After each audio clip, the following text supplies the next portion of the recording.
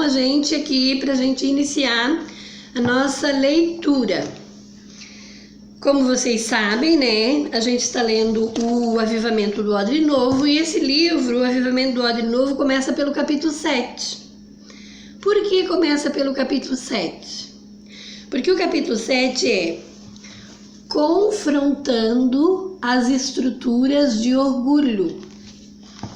Para você que não tem o livro, eu estou explicando, porque eu acredito que o legal mesmo é comprar o livro do pastor Marcos de Souza Borges, conhecido como Pastor Cote. Para comprar pela internet, o frete fica um pouquinho caro, né? Teria que ser mais de um livro. Mas se você procurar nas melhores livrarias, você vai encontrar o Avivamento do Odre Novo. Vamos lá então, confrontando estruturas de orgulho. Todavia, da maior graça, portanto diz, Deus resiste aos soberbos, dá porém graça aos humildes. Sujeitai-vos, pois, a Deus, mas resisti ao diabo e ele fugirá de vós. Isso está em Tiago 4, o 6 e o 7. Então a gente começa pelo capítulo 7, porque se na vida da gente tem estrutura de orgulho, tem orgulho, nós vamos fazer a leitura do livro e nós vamos buscar conhecimento e a gente vai tratar várias áreas da vida da gente.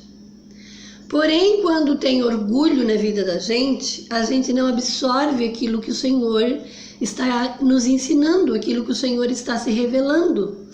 A gente perde a oportunidade de ser tratada, de ser curada pelo Senhor, porque o orgulho impede isso. Então a gente já começa tratando, verificando se tem orgulho na nossa vida.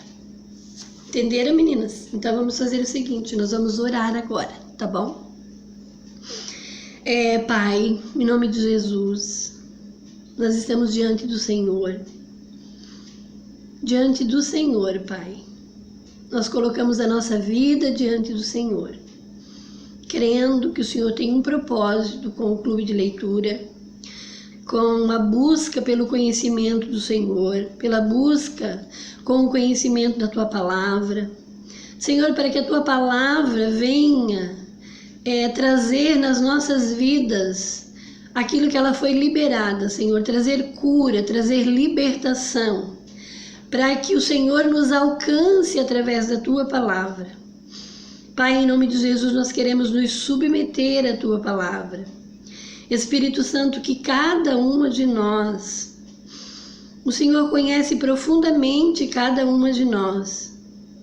E nós queremos pedir em nome de Jesus, para que o Teu Espírito Santo, como luz, como lâmpada, venha iluminando os nossos corações, para que se tenha alguma área da nossa vida que o orgulho está dominando, que tem orgulho na nossa vida, que tem impedido de nós alcançarmos aquilo que o Senhor tem para nós, de nós enxergarmos a plenitude que o Senhor tem para a nossa vida.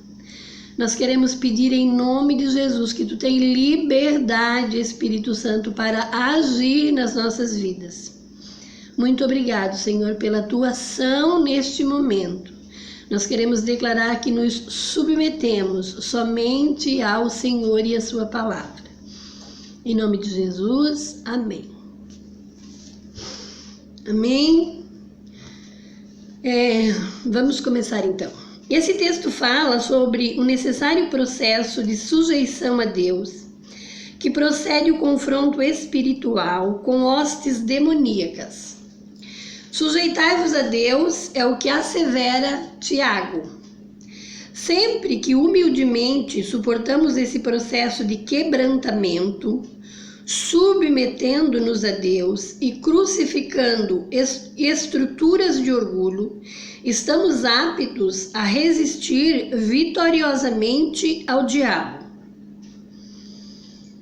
Então, meninas, aqui, ó, onde diz, sempre que humildemente suportamos esse processo de quebrantamento, essa palavra aqui, ó, sempre que humildemente, a gente deve sublinhar ela e colocar uma anotação no caderno, orar sobre isso.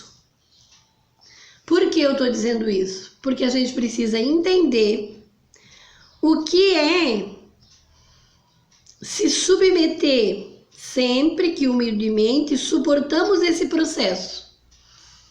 A gente precisa que o Espírito Santo nos ajude a identificar o processo.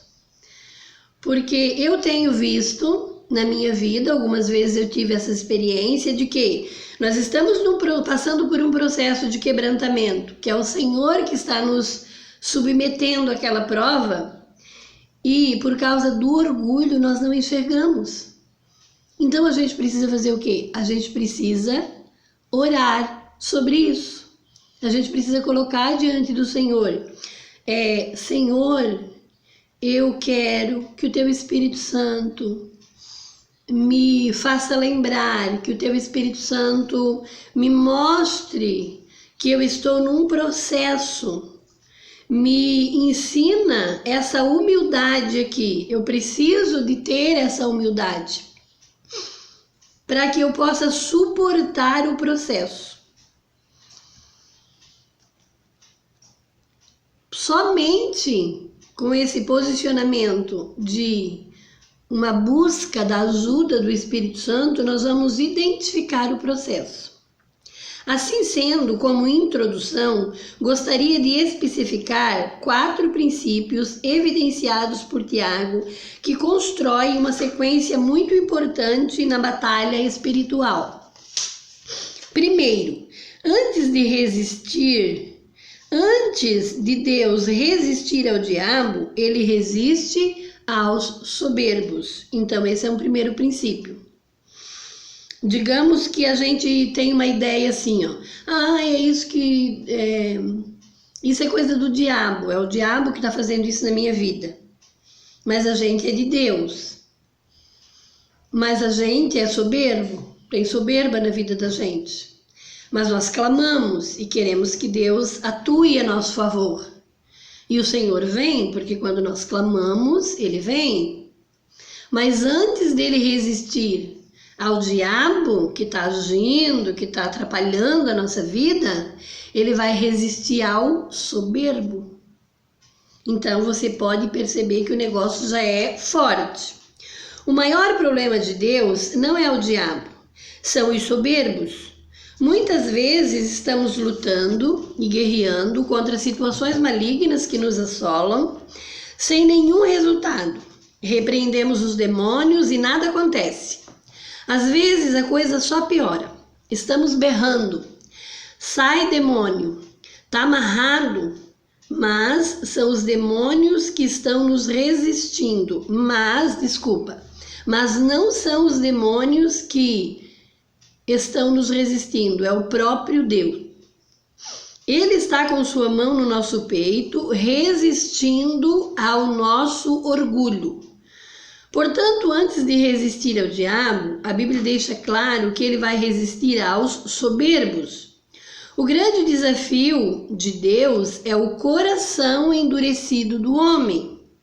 Deus certamente irá confrontar a nossa soberba, mais uma palavrinha que a gente deve sublinhar. Nossa independência, mais uma palavrinha que a gente deve sublinhar. E a nossa justiça própria. Mais 3 palavras, nossa justiça própria. E todo julgamento frívolo que vem do orgulho ferido. Então, meninas, o negócio é hard ou não é? A gente precisa, por isso que eu disse para vocês, é necessário buscar humildemente a ajuda do Espírito Santo. Deus dá graça aos humildes. Depois de resistir aos soberbos, Deus honra os humildes. Vocês entenderam por que eu pedi para sublinhar a palavrinha humildemente?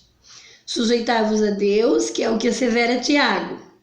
Sempre que humildemente. Então, o que ele está dizendo aqui? Deus resiste aos soberbos. Deus honra aos humildes. Graça e orgulho não se misturam. Graça e orgulho não se misturam.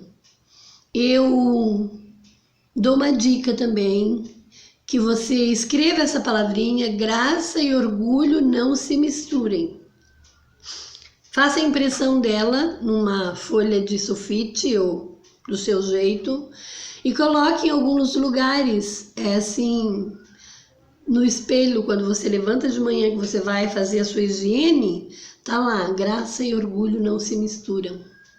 E daí o Espírito Santo vai trabalhar com a gente, pra gente estar sempre fazendo a escolha de se humilhar. Por quê? Porque a gente quer a graça, né, meninas? O favor de Deus é a abundância do seu reino. O favor de Deus e a abundância do seu reino estão ligados com o coração purificado da arrogância e do orgulho. Gente do céu, como que a gente vai conseguir fazer a leitura de todo esse capítulo num vídeo que fique curto? Porque olha só que coisa profunda que tem aqui.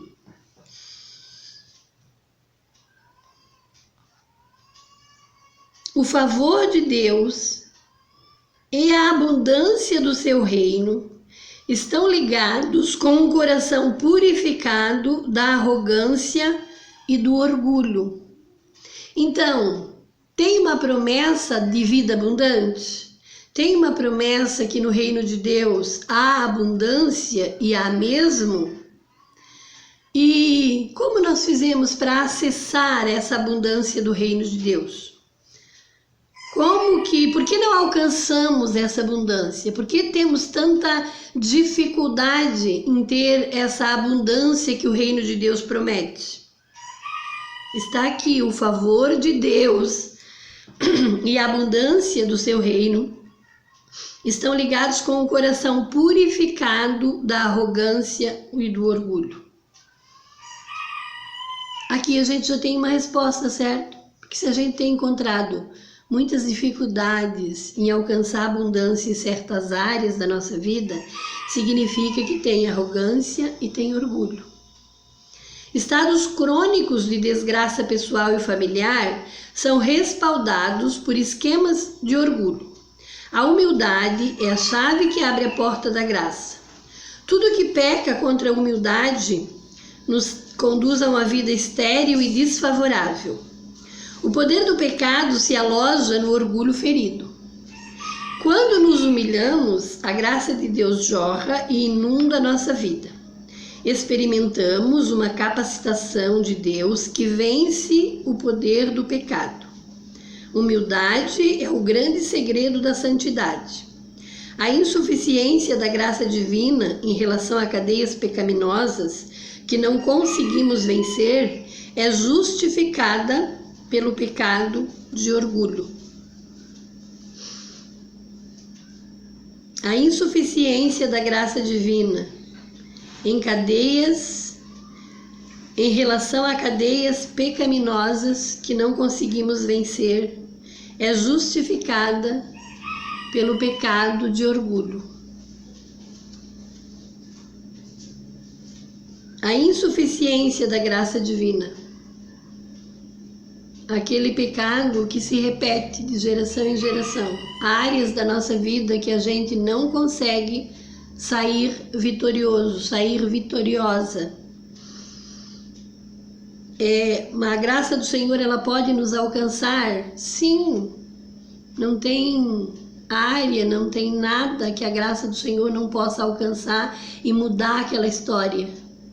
Porém, precisa de ter um coração humilde. Quando nós não alcançamos isso, é porque nessa área na nossa vida tem pecado de orgulho. Esse princípio ensina que todo pecado pode ser vencido desde que o esquema de orgulho seja renunciado. Deus dá graça aos humildes. Então, meninas, esse não seria o momento de a gente dar uma paradinha e orar um pouquinho? Para a gente se humilhar e buscar diante do Senhor, renunciar. Nós precisamos renunciar todo pecado de orgulho. O poder, esse princípio ensina que todo pecado pode ser vencido desde que o esquema de orgulho seja renunciado. Tem um esquema de orgulho que precisa ser vencido, que precisa ser renunciado. Quando a gente trata, entrega, se humilha, renuncia, arranca da nossa vida esse esquema de orgulho, daí vai começar a tratar os outros pecados, as outras áreas que dão porta para que o inimigo venha nos atacar. Sujeitai-vos, pois, a Deus. Esse é o processo no qual nosso orgulho é confrontado. É necessário topar esse desafio de Deus, suportando as duras provas que visam desarticular esquemas malignos e estrutura de orgulho que muitas vezes existe imperceptivelmente em nossa vida. Uma das maiores façanhas do espírito de orgulho é o poder de invisibilidade e autoengano. Esse parágrafo também é um parágrafo interessante fazer. Eu fiz assim, ó, com a caneta do ladinho. Por quê? Que é pra gente voltar ali e colocar isso aqui diante do Senhor. Porque ele é imperceptível e ele tem uma capacidade de se manter invisível. E ele tem uma força muito grande para permanecer no engano. Então a gente precisa de orar, pedindo que o Espírito Santo passe o raio-x dele, porque só ele pode detectar isso. Tiago enfatiza o processo de sujeitar a Deus. Este é o maior desafio e é sobre isso que quero tratar neste capítulo. A capacidade de enfrentar com humildade as provas e se relacionar com o tratamento de Deus, entendendo sua importância e propósito, são chaves mestras que destacam as cadeias demoníacas, que A importância e propósito são chaves mestras que destrancam as cadeias demoníacas. Teoricamente, pode parecer fácil, mas não é. Só há uma maneira de responder de forma aprovada a esse doloroso processo de se sujeitar a Deus, e a palavra de ordem é humilhação. Quebrar esquema de orgulho envolve provas que muitas vezes não compreendemos e pelas quais jamais imaginaríamos que fôssemos passar. Situações que afrontam nossos pontos fracos e que provocam nosso senso de justiça. Deus quer tratar não apenas com aquele lado negativo do ego, mas também com o lado positivo. Ego é ego e precisa morrer. As estruturas mais sutis de orgulho se aninham no ego justo ou no ego bonzinho do ser humano. A justiça própria, que produz uma indignação irracional, e a misericórdia humana, que nos levam a alisar o pecado alheio, são armadilhas de orgulho que têm o potencial de amaldiçoar os relacionamentos. Quarto, resisti ao diabo e ele fugirá de vós. O processo de nos sujeitarmos a Deus constrói uma plataforma de autoridade, através da qual resistimos ao diabo, e ele não terá outra alternativa senão fugir. Vale a pena, então, a gente buscar discernir o que significa, o que é na prática, construir uma plataforma de autoridade. Em contrapartida, quando não discernimos as provas de Deus, ao invés de o diabo fugir, é nós que fugimos. Ao invés do diabo sair do nosso casamento, é nós que abandonamos o cônjuge. Ao invés de o inimigo sair do nosso ministério, nós é que largamos o ministério. Ao invés do inimigo sair da nossa igreja, nós é que decidimos ir embora. E assim por diante. Isso é terrível, isso é derrota. À medida que suportamos a humilhação, sujeitando-nos à correção divina, o diabo não tem mais onde se apoiar e se esconder. Torna-se um alvo claro, desarmado e fácil. Fortalezas mentais e esquemas de maldição são desmoronados através de uma fulminante e genuína libertação. Quando Tiago fala sobre resistir ao diabo, isso pode significar um tempo no qual vamos guerrear através da humilhação. Você está preparada? Para Jesus foram 40 dias no deserto. Para Daniel foram 21 dias de jejum. Muitas vezes será necessário resistência moral para vencer confrontos com o diabo. A perseverança é altamente relevante na batalha espiritual. Eu vou sublinhar a palavrinha aqui, resistência moral, para a gente, quem sabe se no próximo vídeo, a gente falar e a gente estudar melhor o que significa isso que ele diz aqui, ó, muitas vezes será necessário resistência moral para vencer confrontos.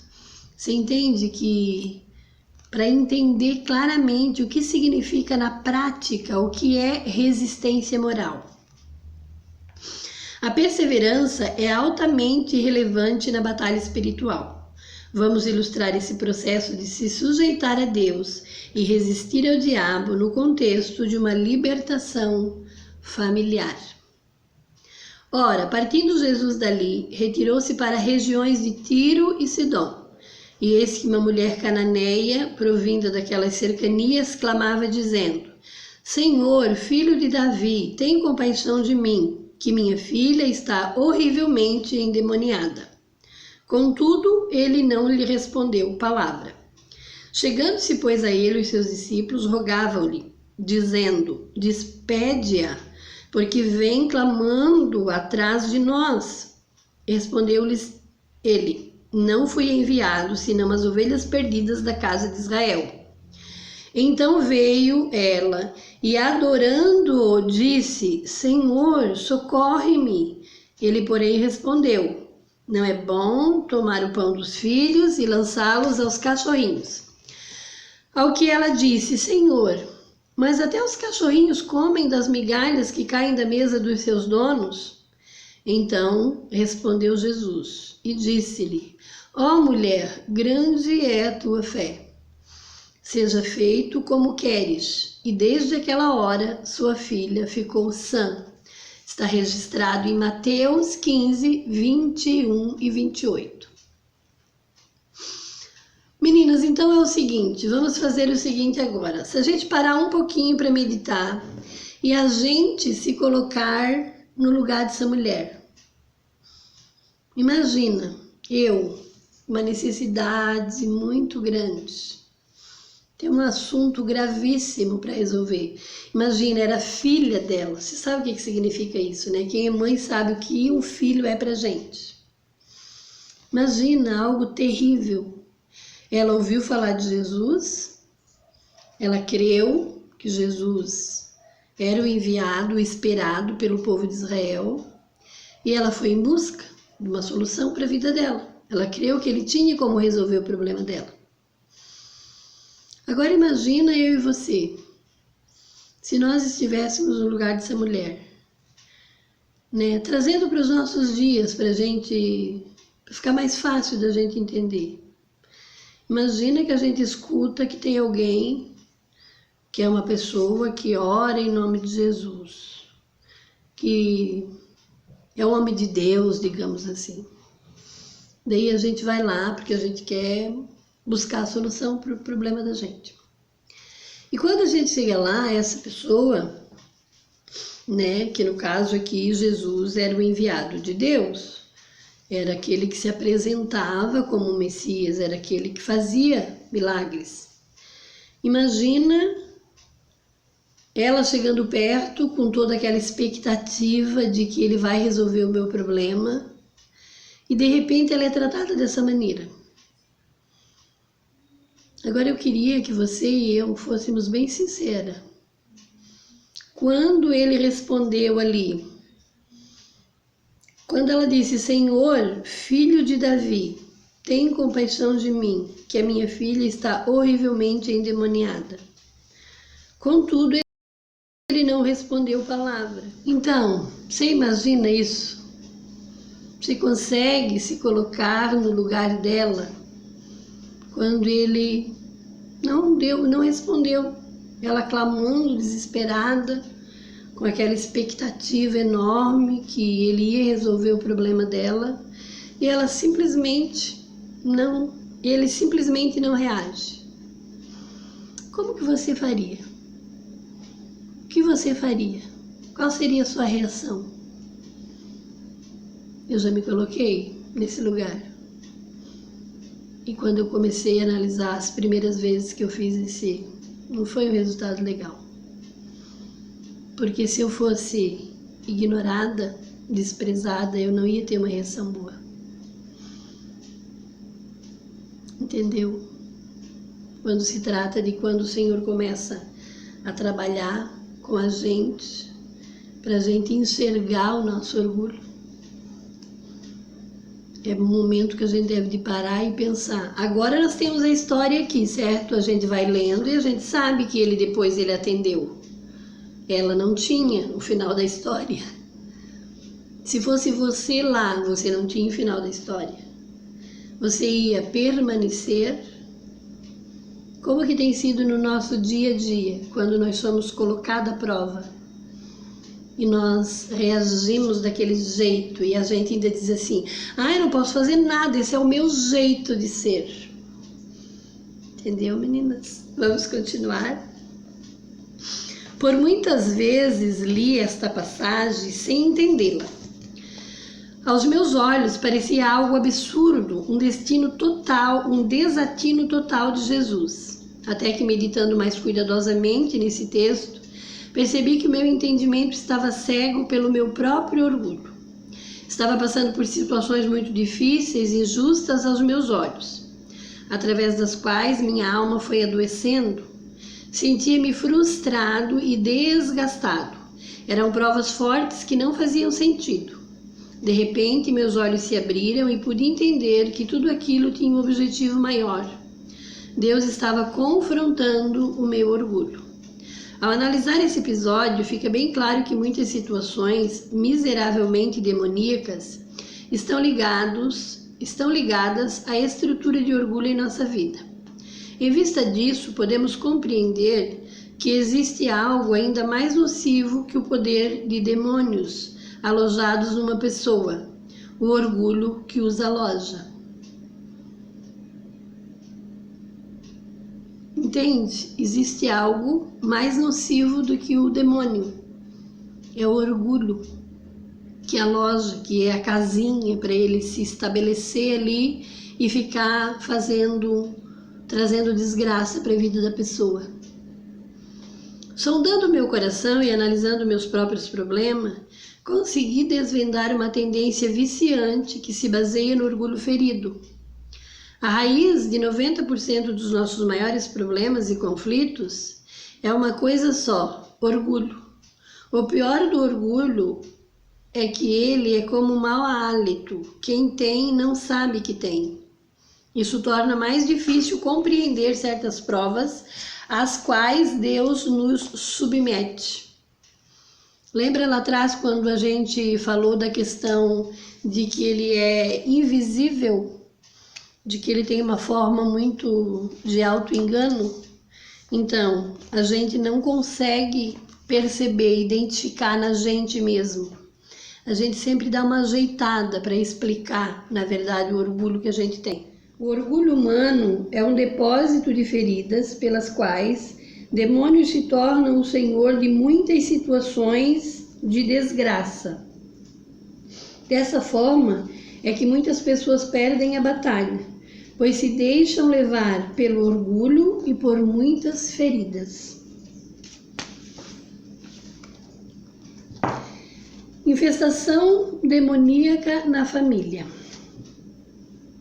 Minha filha está horrivelmente endemoniada. Esse texto fala de uma mulher que tinha uma filha miseravelmente endemoniada. Essa filha também pode significar áreas extremamente significativas de nossa vida, que estão aprisionadas em quadros crônicos de derrota e destruição. Alguns estão com o relacionamento conjugal endemoniado, outros com a vida financeira endemoniadas, outro com o temperamento, outros com a vida sentimental e assim por diante. Não é difícil mapear nossa vida, bem como a de nossa família. Normalmente os sintomas são evidentes e denunciam realidades que precisam ser mudadas. Essa mulher cananeia também é um símbolo da igreja gentia, sobre a maldição de Cão. Muitas pessoas são perpetuadas por um esquema fundamentado em orgulho. Muitas maldições são perpetuadas por um esquema fundamentado no orgulho. Gente, isso aqui é muito forte. O discernimento de Jesus, a chave da libertação. Aqui eu dei uma paradinha aqui porque isso aqui realmente me chamou a atenção. Muitas maldições são perpetuadas por um esquema fundamentado em orgulho. Quebrar esse esquema pode ser um dos maiores desafios para Deus em relação à vida de alguém. Envolve provas que raras pessoas compreendem e se dispõem a sujeitar. Então, nessa parte aqui, para a gente analisar, por exemplo, tem situações que é o relacionamento conjugal que está endemoniado e a pessoa não consegue parar, analisar e perceber que não é normal o tipo de relacionamento que está levando, que tem uma interferência espiritual. A tendência da maioria de nós é dar uma explicação.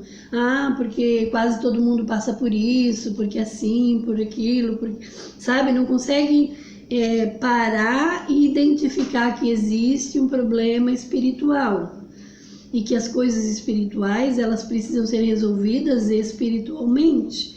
Não tem como a gente tentar resolver um problema que é espiritual, entrar numa batalha com um demônio usando coisas naturais. Nós precisamos lutar espiritualmente, buscar ajuda em Deus.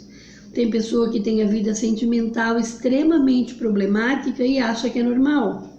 Tem pessoa que tem a vida financeira que não tem equilíbrio nunca.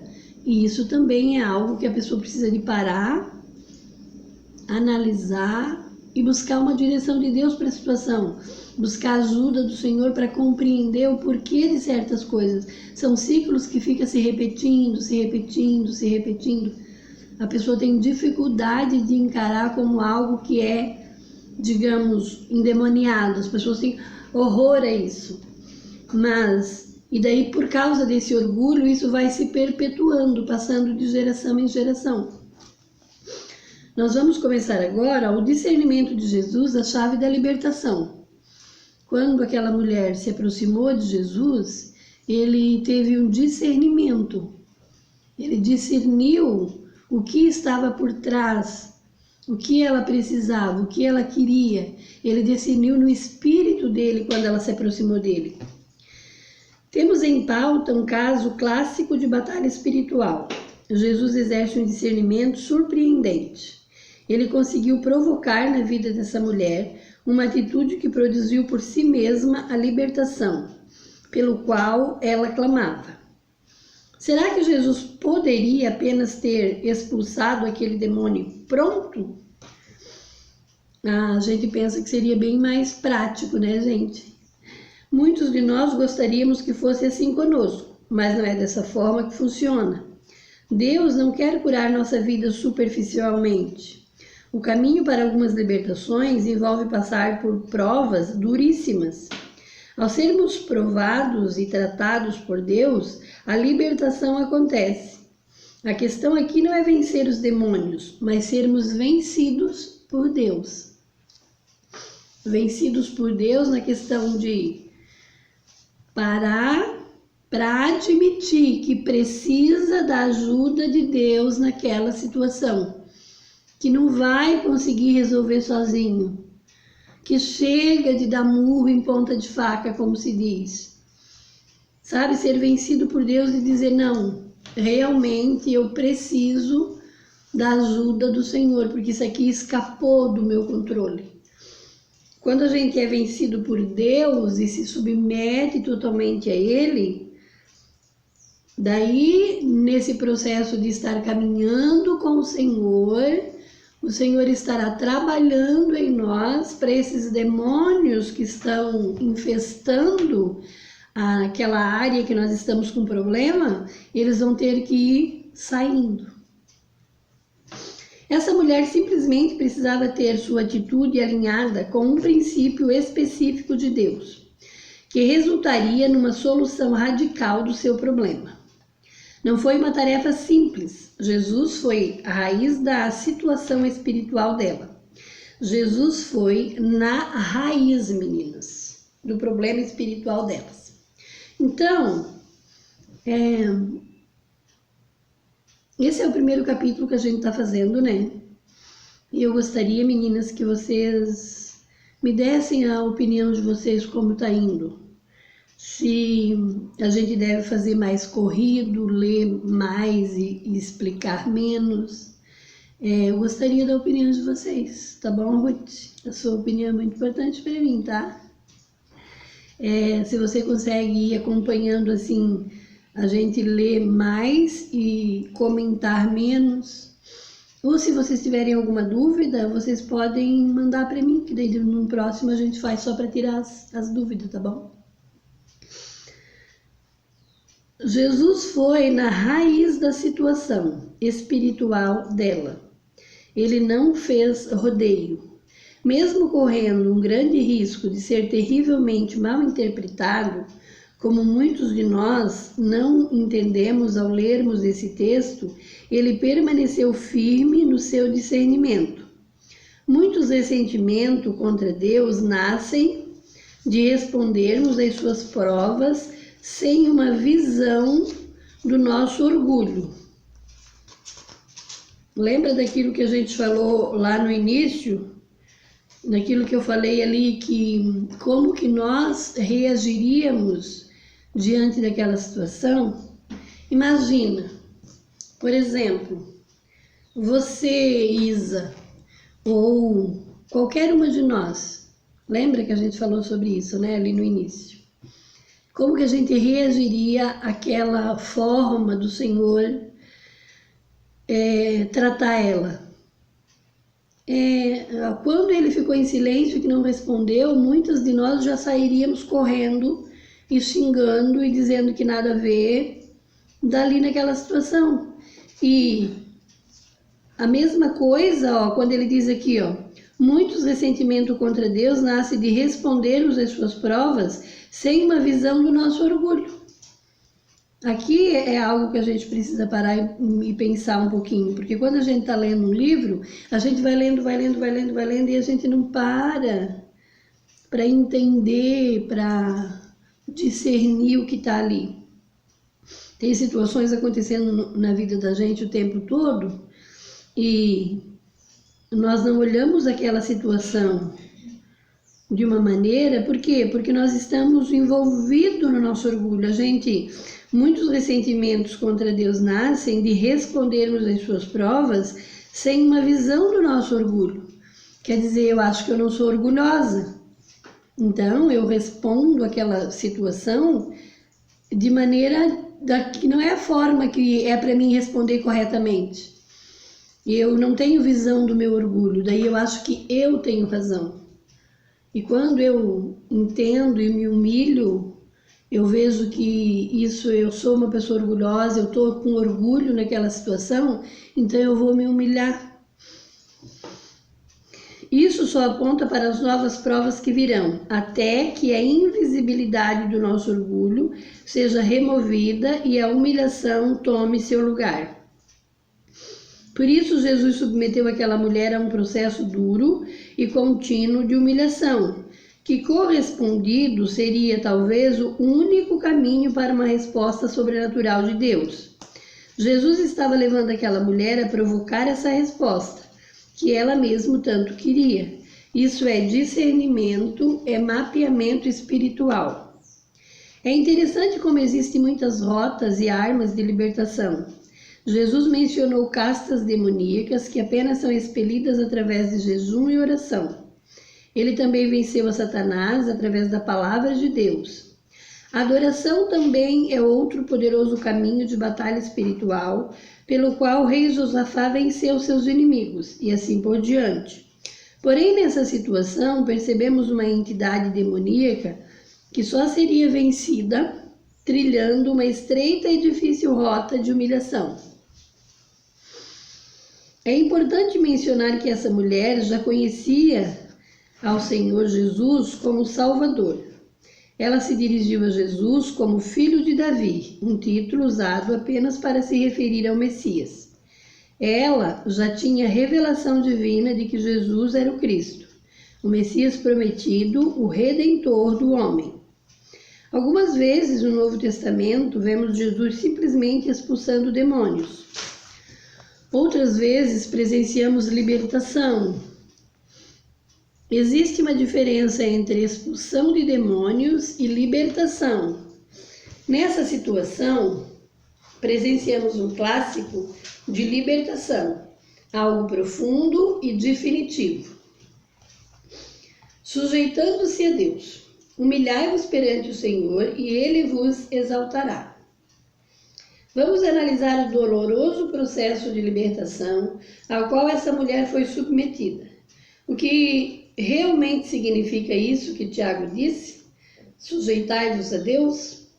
Pois é, a gente já parou para se fazer essa pergunta quando a gente lê lá em Tiago 4:10, humilhai-vos perante o Senhor e Ele vos exaltará. Sujeitai-vos a Deus. A gente já se perguntou o que significa isso na prática? Como reagir diante de situações humilhantes? O que Deus está querendo nos falar através dessas situações? O que fazer quando Deus começa a agir de maneira terrivelmente estranha conosco? Na atitude desta mulher estão as respostas. Vamos ver primeiro a primeira atitude, com que Jesus tratou ela. Silêncio e desprezo. Eis que uma mulher cananeia, provinda daquelas cercanias, clamava dizendo: Senhor, filho de Davi, tem compaixão de mim. Minha filha está horrivelmente endemoniada. Contudo, ele não respondeu palavra alguma. Aquela mulher veio gritando por socorro e simplesmente Jesus a ignorou. Ele não lhe respondeu palavra. Ele a despreza no momento de angústia e perplexidade. Quando o silêncio de Deus confronta o nosso desespero, Deus se cala. Aquela sensação de vazio e de dor atravessa nosso coração. A única resposta que temos diante do nosso clamor é a solidão. Você ora, faz campanha, chora, consagra-se e nada acontece. Já aconteceu alguma coisa parecida com você a respeito disso? Quando o silêncio de Deus, como que a gente reage? A gente pega e já sai tentando resolver do nosso jeito, já que Deus não respondeu, então eu vou fazer do meu jeito. O sentimento é claro, Deus virando as suas costas e se distanciando, no mesmo passo que o abandono se aproxima. Nossos sentimentos se afloram e se tornam vulneráveis. O espírito de orgulho imediatamente se achega e dói. Ou melhor, fala. Ele não ama você, ele não se importa com você. Deus se esqueceu de você. Ele abandonou você na hora em que você mais precisava dele. O pior é que isso parece fazer sentido. Não acreditar numa mentira como essa, num momento como esse, é só para pessoas humildes e perseverantes, meninas. Só para pessoas humildes e perseverantes. Jesus, de fato, criou um clima muito constrangedor. Ele desprezou aquela mulher. Tamanho foi o constrangimento que os discípulos tentaram melhorar a situação por um momento que eles estavam sendo mais espiritual que o próprio mestre. Despede-a que vem gritando atrás de nós. Pedro talvez tenha repreendido. Senhor, olha o escândalo. Cuidado com o mau testemunho, mestre. Ela vem gritando e o Senhor a ignorou. Pelo menos seja educado e fale que o Senhor não pode atendê-lo agora. Aqui eu vejo que às vezes o Senhor está tratando com alguém através de um líder, através do dirigente da congregação, através de alguém da igreja, da comunidade que a gente está. Daí, nós, por falta de conhecimento, a gente interrompe, igual os discípulos fizeram aqui.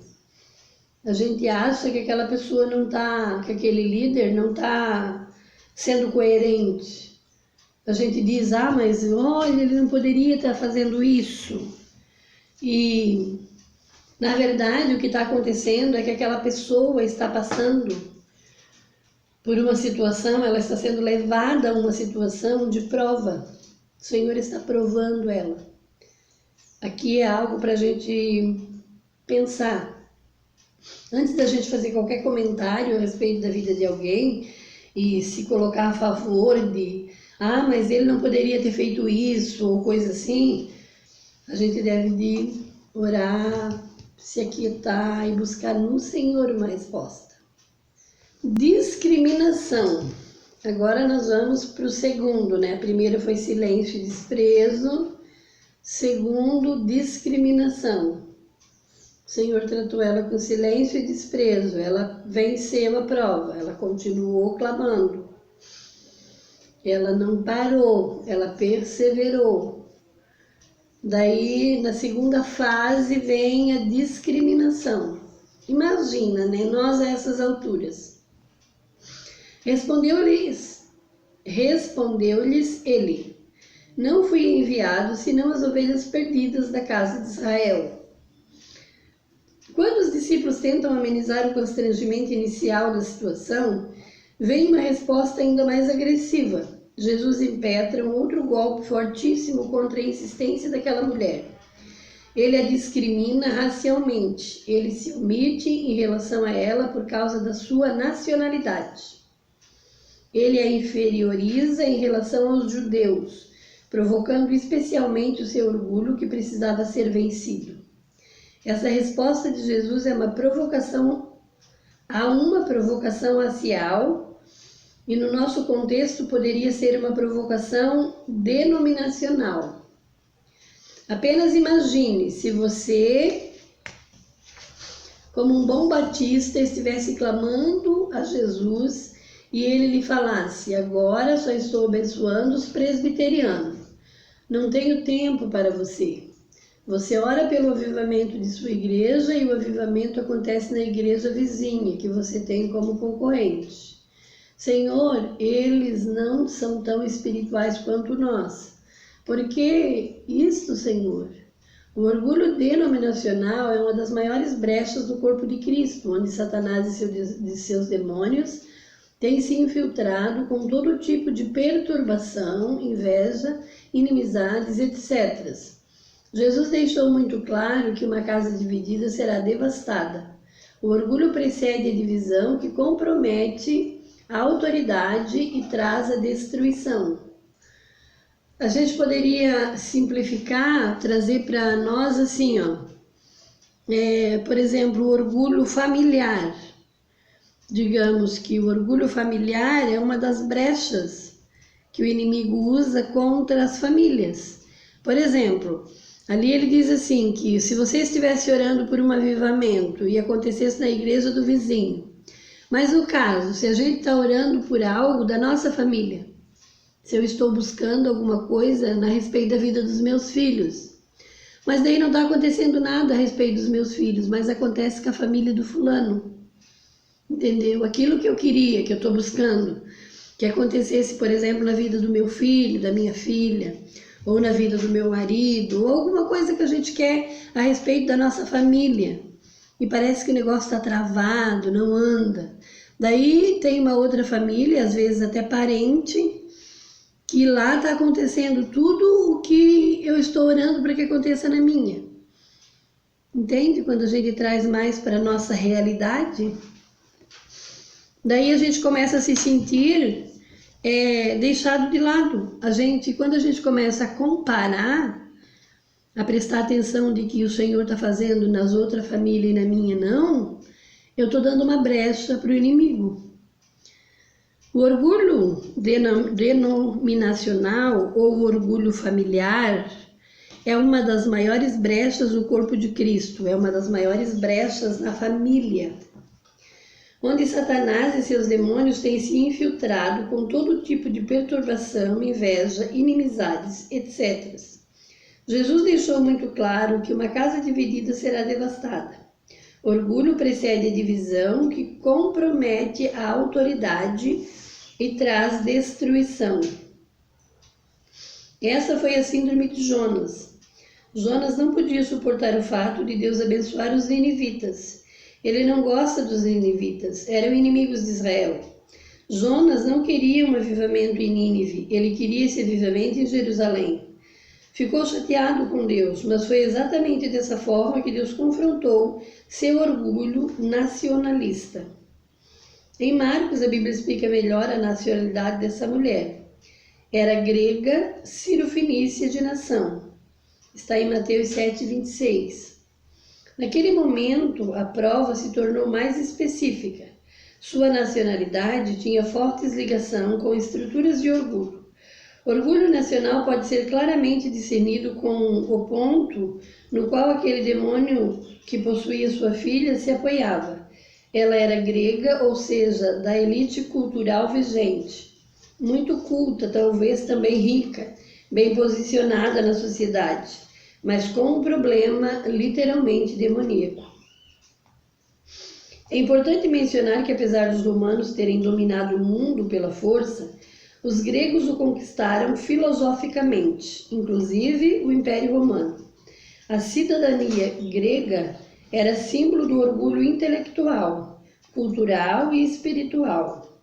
Até hoje a Grécia é tida como berço da civilização. As pessoas mais sábias, cultas e civilizadas estavam lá. Todo o conceito de superioridade e moda, o padrão de beleza, fora ditado pela filosofia grega.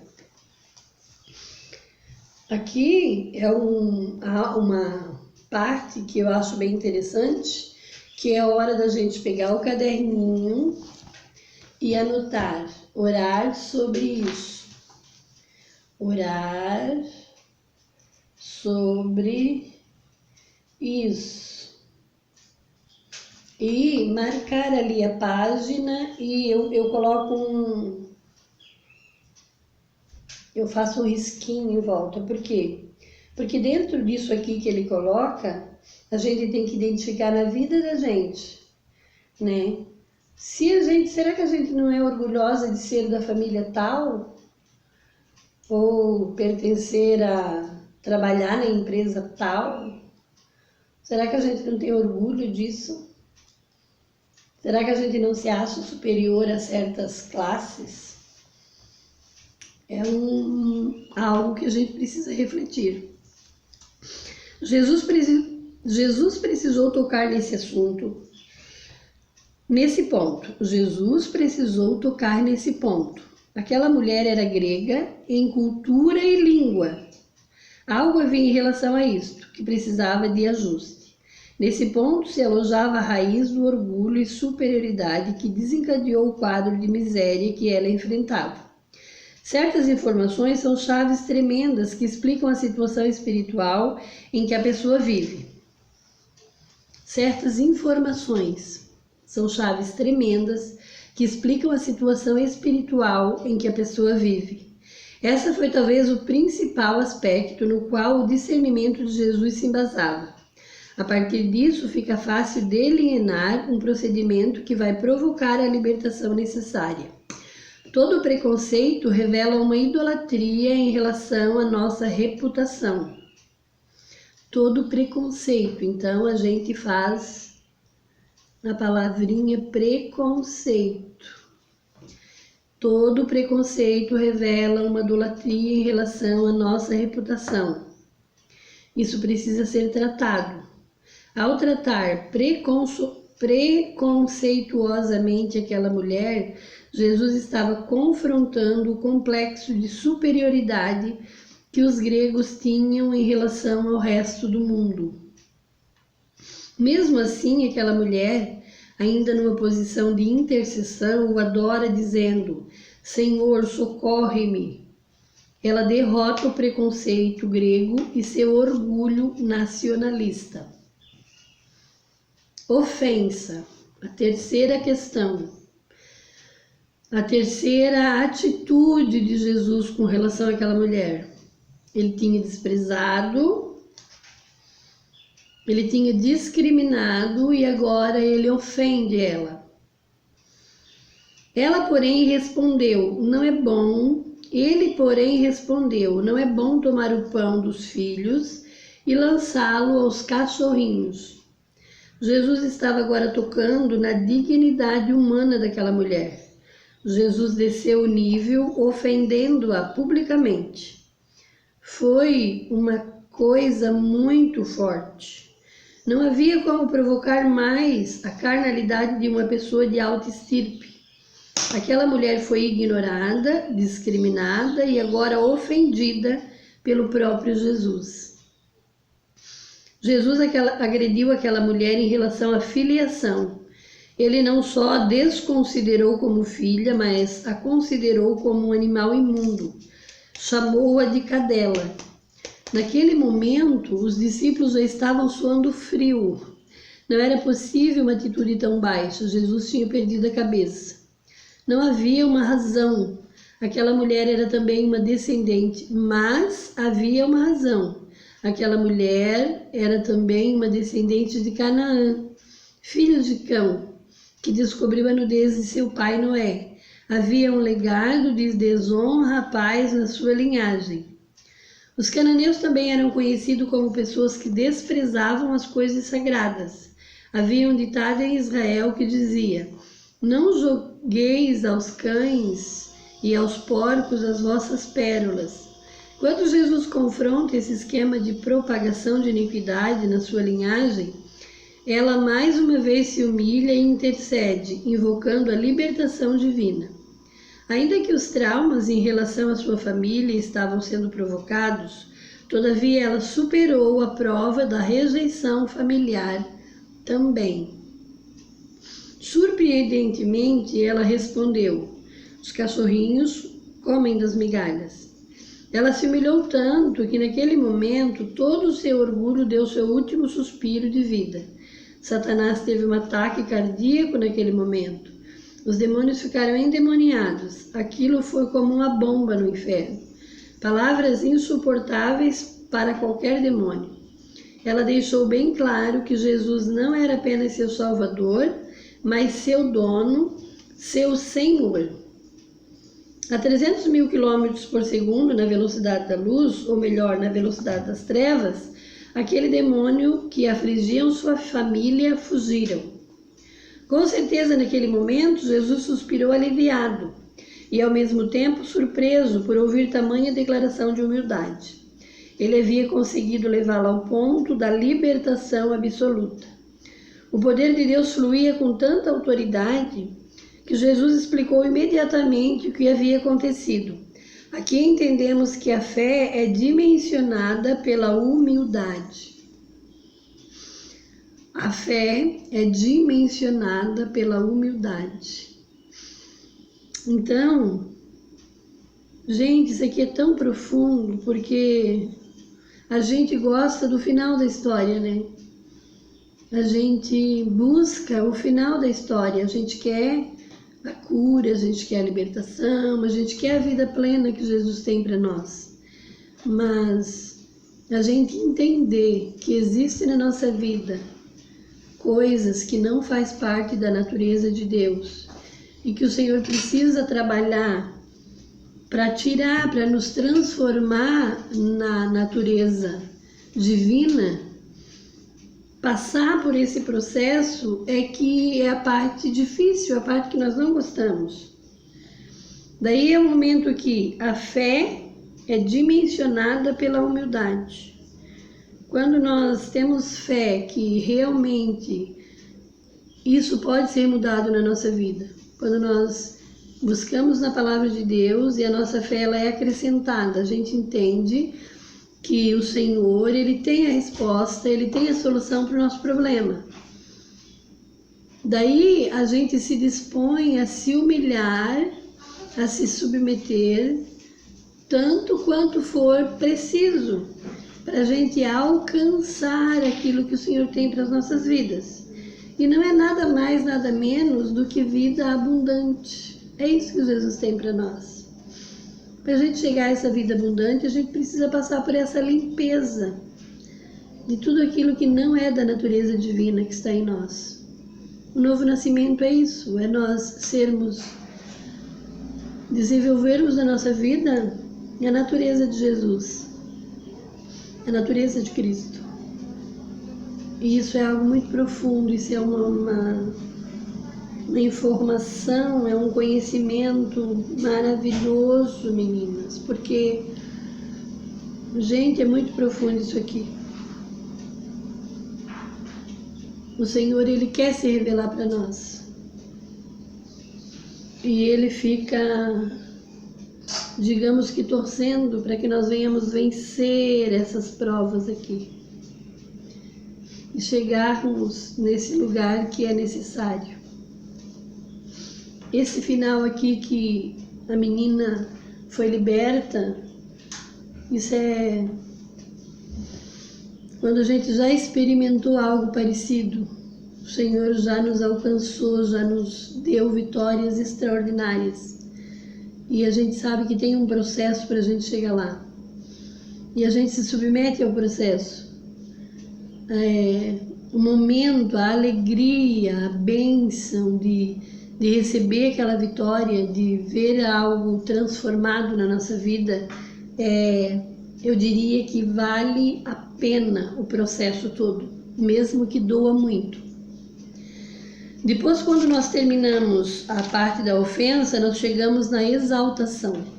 Então respondeu-lhe Jesus: ó mulher, grande é a tua fé, seja feito como queres. E desde aquela hora sua filha ficou sã.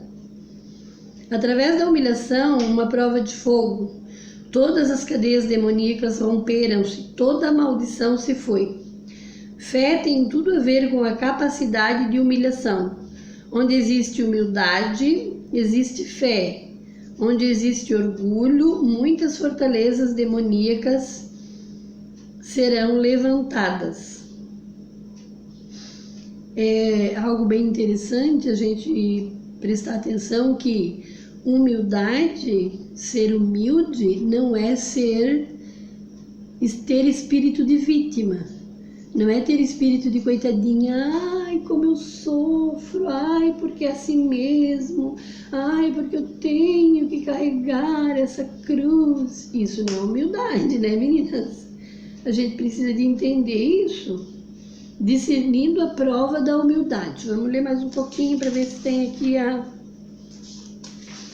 Vamos ver se eu consigo concluir nesse vídeo. Discernindo a prova da humildade. Esse é o tipo de sujeição que Deus espera de nós, antes que combatamos os demônios. A verdade é que frequentemente Deus está nos submetendo às provas como essa. O que fazer com o nosso orgulho? Quando Deus resistir o nosso orgulho, o que vamos fazer?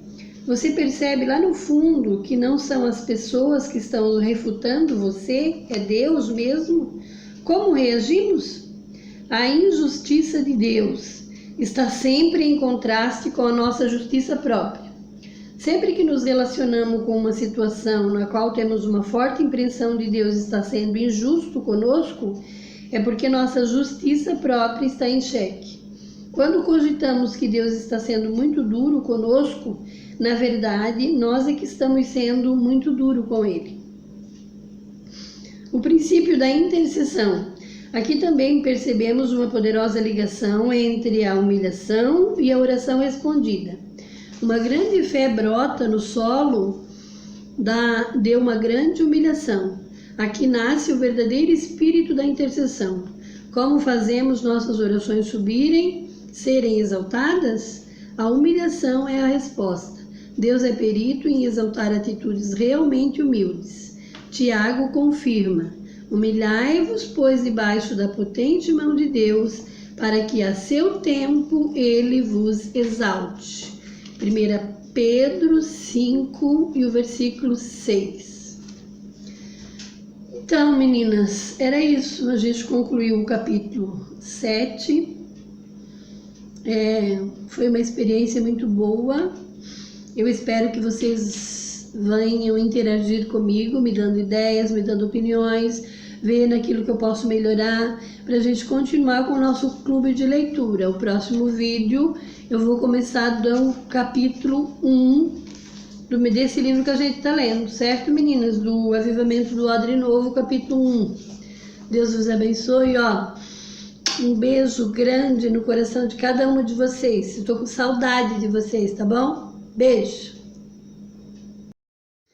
Discriminação. Agora nós vamos para o segundo, né? A primeira foi silêncio e desprezo. Segundo, discriminação. O Senhor tratou ela com silêncio e desprezo. Ela venceu a prova, ela continuou clamando. Ela não parou, ela perseverou. Daí, na segunda fase, vem a discriminação. Imagina, né? Nós a essas alturas. Respondeu-lhes ele: não fui enviado senão as ovelhas perdidas da casa de Israel. Quando os discípulos tentam amenizar o constrangimento inicial da situação, vem uma resposta ainda mais agressiva. Jesus impetra um outro golpe fortíssimo contra a insistência daquela mulher. Ele a discrimina racialmente. Ele se omite em relação a ela por causa da sua nacionalidade. Ele a inferioriza em relação aos judeus, provocando especialmente o seu orgulho que precisava ser vencido. Essa resposta de Jesus é uma provocação racial, e no nosso contexto poderia ser uma provocação denominacional. Apenas imagine se você, como um bom batista, estivesse clamando a Jesus e ele lhe falasse: agora só estou abençoando os presbiterianos. Não tenho tempo para você. Você ora pelo avivamento de sua igreja e o avivamento acontece na igreja vizinha, que você tem como concorrente. Senhor, eles não são tão espirituais quanto nós. Por que isto, Senhor? O orgulho denominacional é uma das maiores brechas do corpo de Cristo, onde Satanás e seus demônios têm se infiltrado com todo tipo de perturbação, inveja, inimizades, etc. Jesus deixou muito claro que uma casa dividida será devastada. O orgulho precede a divisão, que compromete a autoridade e traz a destruição. A gente poderia simplificar, trazer para nós assim, por exemplo, o orgulho familiar. Digamos que o orgulho familiar é uma das brechas que o inimigo usa contra as famílias. Por exemplo, ali ele diz assim, que se você estivesse orando por um avivamento e acontecesse na igreja do vizinho, mas no caso, se a gente está orando por algo da nossa família, se eu estou buscando alguma coisa a respeito da vida dos meus filhos, Mas daí não está acontecendo nada a respeito dos meus filhos, mas acontece com a família do fulano. Entendeu? Aquilo que eu queria, que eu estou buscando, que acontecesse, por exemplo, na vida do meu filho, da minha filha, ou na vida do meu marido, ou alguma coisa que a gente quer a respeito da nossa família. E parece que o negócio está travado, não anda. Daí tem uma outra família, às vezes até parente, que lá está acontecendo tudo o que eu estou orando para que aconteça na minha. Entende? Quando a gente traz mais para a nossa realidade, daí a gente começa a se sentir deixado de lado. Quando a gente começa a comparar, a prestar atenção de que o Senhor está fazendo nas outras famílias e na minha não, eu estou dando uma brecha para o inimigo. O orgulho denominacional ou o orgulho familiar é uma das maiores brechas no corpo de Cristo, é uma das maiores brechas na família, onde Satanás e seus demônios têm se infiltrado com todo tipo de perturbação, inveja, inimizades, etc. Jesus deixou muito claro que uma casa dividida será devastada. Orgulho precede a divisão, que compromete a autoridade e traz destruição. Essa foi a síndrome de Jonas.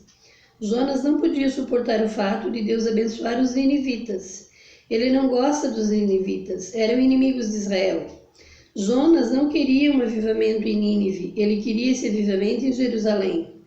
Ficou chateado com Deus, mas foi exatamente dessa forma que Deus confrontou seu orgulho nacionalista. Em Marcos, a Bíblia explica melhor a nacionalidade dessa mulher. Era grega, sírio-fenícia de nação. Está em Mateus 7:26. Naquele momento, a prova se tornou mais específica. Sua nacionalidade tinha fortes ligações com estruturas de orgulho. Orgulho nacional pode ser claramente discernido com o ponto no qual aquele demônio que possuía sua filha se apoiava. Ela era grega, ou seja, da elite cultural vigente, muito culta, talvez também rica, bem posicionada na sociedade, mas com um problema literalmente demoníaco. É importante mencionar que, apesar dos romanos terem dominado o mundo pela força, os gregos o conquistaram filosoficamente, inclusive o Império Romano. A cidadania grega era símbolo do orgulho intelectual, cultural e espiritual. Até hoje a Grécia é tida como o berço da civilização. As pessoas mais sábias, cultas e civilizadas estavam lá. Todo o conceito de superioridade e moda, o padrão de beleza, fora ditado pela filosofia grega. Aqui é uma parte que eu acho bem interessante, que é a hora da gente pegar o caderninho e anotar, orar sobre isso. Orar sobre isso. E marcar ali a página e eu coloco eu faço um risquinho em volta. Por quê? Porque dentro disso aqui que ele coloca, a gente tem que identificar na vida da gente, né? Será que a gente não é orgulhosa de ser da família tal? Ou pertencer a trabalhar na empresa tal? Será que a gente não tem orgulho disso? Será que a gente não se acha superior a certas classes? É algo que a gente precisa refletir. Jesus precisou tocar nesse assunto, nesse ponto. Jesus precisou tocar nesse ponto. Aquela mulher era grega em cultura e língua. Algo havia em relação a isto, que precisava de ajuste. Nesse ponto se alojava a raiz do orgulho e superioridade que desencadeou o quadro de miséria que ela enfrentava. Certas informações são chaves tremendas que explicam a situação espiritual em que a pessoa vive. Certas informações são chaves tremendas que explicam a situação espiritual em que a pessoa vive. Essa foi talvez o principal aspecto no qual o discernimento de Jesus se embasava. A partir disso, fica fácil delinear um procedimento que vai provocar a libertação necessária. Todo preconceito revela uma idolatria em relação à nossa reputação. Todo preconceito, então a gente faz a palavrinha preconceito. Todo preconceito revela uma idolatria em relação à nossa reputação. Isso precisa ser tratado. Ao tratar preconceituosamente aquela mulher, Jesus estava confrontando o complexo de superioridade que os gregos tinham em relação ao resto do mundo. Mesmo assim, aquela mulher, ainda numa posição de intercessão, o adora dizendo: Senhor, socorre-me.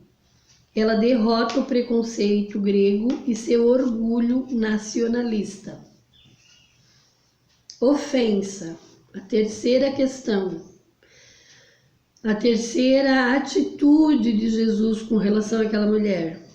Ele tinha desprezado, ele tinha discriminado e agora ele ofende ela. Ela, porém, respondeu: não é bom. Ele, porém, respondeu: não é bom tomar o pão dos filhos e lançá-lo aos cachorrinhos. Jesus estava agora tocando na dignidade humana daquela mulher. Jesus desceu o nível, ofendendo-a publicamente. Foi uma coisa muito forte. Não havia como provocar mais a carnalidade de uma pessoa de alta estirpe. Aquela mulher foi ignorada, discriminada e agora ofendida pelo próprio Jesus. Jesus agrediu aquela mulher em relação à filiação. Ele não só a desconsiderou como filha, mas a considerou como um animal imundo. Chamou-a de cadela. Naquele momento, os discípulos já estavam suando frio. Não era possível uma atitude tão baixa. Jesus tinha perdido a cabeça. Não havia uma razão. Aquela mulher era também uma descendente, mas havia uma razão. Aquela mulher era também uma descendente de Canaã, filho de Cão, que descobriu a nudez de seu pai Noé. Havia um legado de desonra, paz na sua linhagem. Os cananeus também eram conhecidos como pessoas que desprezavam as coisas sagradas.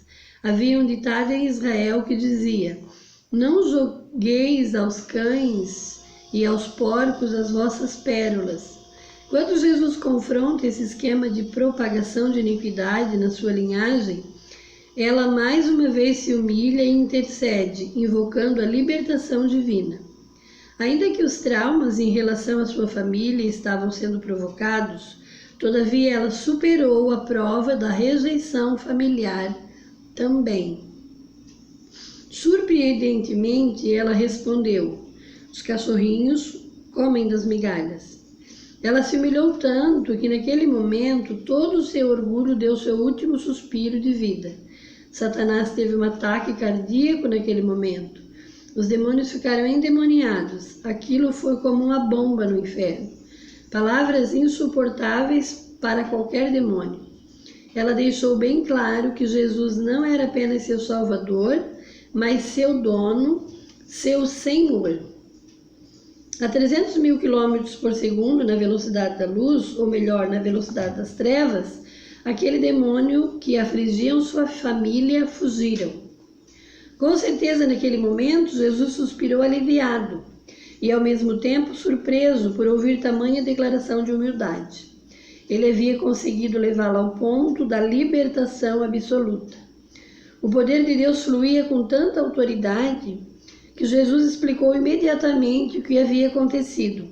Aqui entendemos que a fé é dimensionada pela humildade. A fé é dimensionada pela humildade.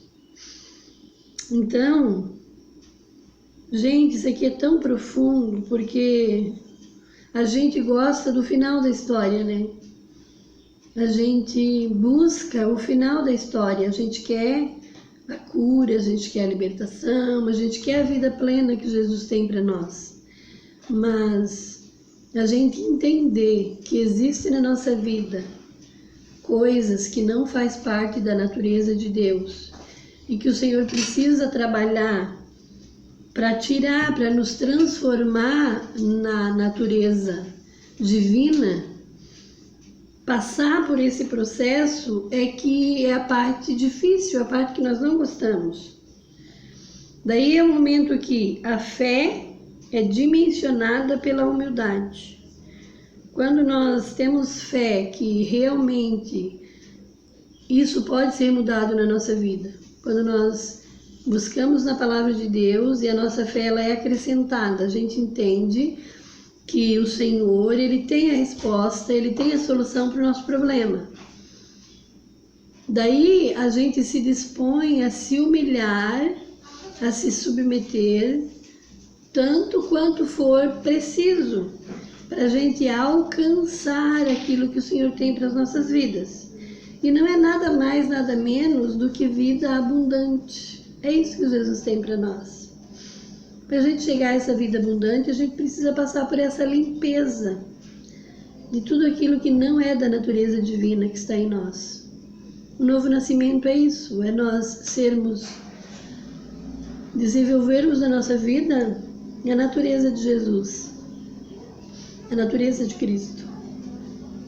E isso é algo muito profundo, isso é uma informação, é um conhecimento maravilhoso, meninas, porque, gente, é muito profundo isso aqui. O Senhor, Ele quer se revelar para nós. E Ele fica, digamos que torcendo para que nós venhamos vencer essas provas aqui. E chegarmos nesse lugar que é necessário. Esse final aqui que a menina foi liberta, isso é quando a gente já experimentou algo parecido. O Senhor já nos alcançou, já nos deu vitórias extraordinárias. E a gente sabe que tem um processo para a gente chegar lá. E a gente se submete ao processo. O momento, a alegria, a bênção de receber aquela vitória, de ver algo transformado na nossa vida, eu diria que vale a pena o processo todo, mesmo que doa muito. Depois, quando nós terminamos a parte da ofensa, nós chegamos na exaltação. Então respondeu-lhe Jesus: ó mulher, grande é a tua fé, seja feito como queres. E desde aquela hora sua filha ficou sã. Através da humilhação, uma prova de fogo, todas as cadeias demoníacas romperam-se, toda a maldição se foi. Fé tem tudo a ver com a capacidade de humilhação. Onde existe humildade, existe fé. Onde existe orgulho, muitas fortalezas demoníacas serão levantadas. É algo bem interessante a gente prestar atenção que humildade, ser humilde, não é ter espírito de vítima. Não é ter espírito de coitadinha, ai, como eu sofro, ai, porque é assim mesmo, ai, porque eu tenho que carregar essa cruz. Isso não é humildade, né, meninas? A gente precisa de entender isso, discernindo a prova da humildade. Vamos ler mais um pouquinho para ver se tem aqui Vamos ver se eu consigo concluir nesse vídeo. Discernindo a prova da humildade. Esse é o tipo de sujeição que Deus espera de nós, antes que combatamos os demônios. A verdade é que frequentemente Deus está nos submetendo às provas como essa. O que fazer com o nosso orgulho? Quando Deus resistir o nosso orgulho, o que vamos fazer? Você percebe lá no fundo que não são as pessoas que estão refutando você, é Deus mesmo? Como reagimos? A injustiça de Deus está sempre em contraste com a nossa justiça própria. Sempre que nos relacionamos com uma situação na qual temos uma forte impressão de Deus está sendo injusto conosco, é porque nossa justiça própria está em xeque. Quando cogitamos que Deus está sendo muito duro conosco, na verdade, nós é que estamos sendo muito duro com Ele. O princípio da intercessão. Aqui também percebemos uma poderosa ligação entre a humilhação e a oração respondida. Uma grande fé brota no solo de uma grande humilhação. Aqui nasce o verdadeiro espírito da intercessão. Como fazemos nossas orações subirem, serem exaltadas? A humilhação é a resposta. Deus é perito em exaltar atitudes realmente humildes. Tiago confirma: humilhai-vos, pois, debaixo da potente mão de Deus, para que a seu tempo ele vos exalte. 1 Pedro 5 e o versículo 6. Então, meninas, era isso. A gente concluiu o capítulo 7. Foi uma experiência muito boa. Eu espero que vocês venham interagir comigo, me dando ideias, me dando opiniões, vendo aquilo que eu posso melhorar, para a gente continuar com o nosso clube de leitura. O próximo vídeo eu vou começar do capítulo 1 desse livro que a gente está lendo, certo, meninas? Do Avivamento do Odre Novo, capítulo 1. Deus vos abençoe, um beijo grande no coração de cada uma de vocês. Estou com saudade de vocês, tá bom? Beijo!